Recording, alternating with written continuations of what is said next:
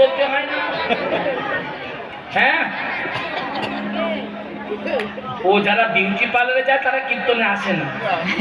তা তো আমার জানা ছিল। আমাদের বাড়ির পাশে যারা বিউটি পার্লারে যায়, যারা যায় না, সবাই কীর্তন শুনতে আসে। তবে যারা বিউটি পার্লারে যায়, সত্যি কথা বলছি, তোমরা শিয়ালদায় যাও, ওই ব্রিজের নিচে কীর্তন হয়, বৈঠকখানা বাজারে কীর্তন হয়। এই মাসেই শিয়ালদার পাশে সরকার বাজারে কীর্তন আছে, দুদিন অষ্টকালী। ওখানে যারা সামনে বসে কীর্তন শোনে, এখানকার মায়েদের দেখে খুব ভালো লাগছে, খুব ভালো লাগছে মা। আর ওখানে যারা কীর্তন শোনে না, দেখে বোঝা যায় না এদের স্বামীগুলো আছে না জমের বাড়ি গেল। সত্যি কথা বলছি, মা কালীর টিপে বলছি না, দেখে বোঝা যায় না, সিগন্যাল নেই তো।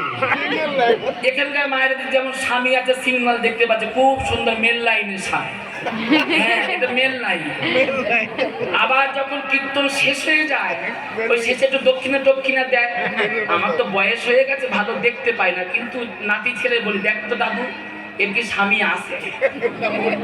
জমের বাড়ি গেল, ও তখন দেখে বলে, দাদুর স্বামী আছে, মেল লাইনে না পট লাইন।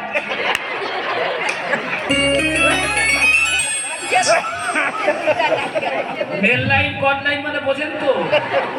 ও তোমরাও তাহলে বোঝো, তোমরা যে দাও না তা বলবো। ভাই, হ্যাঁ, শুধু কলকাতার দোষ না, আসামে মায়েদের এইরকম আছে।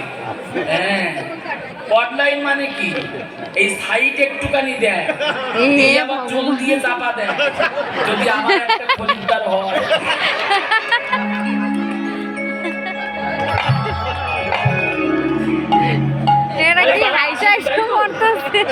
তুমি বলছো যারা কট লাইন ভাই তারা মেন লাইন ছেড়ে কট লাইন তারা আসেনি।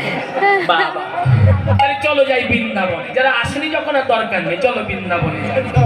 সবাই মিলে একটু হাত তুলে বলবি, হ্যাঁ মা, সবাই মিলে জোরে জোরে বলবি, তোমার ডাকতে যেন রাধারানীর কাছে পৌঁছে যায়। খুব জোরে বলো, রাধা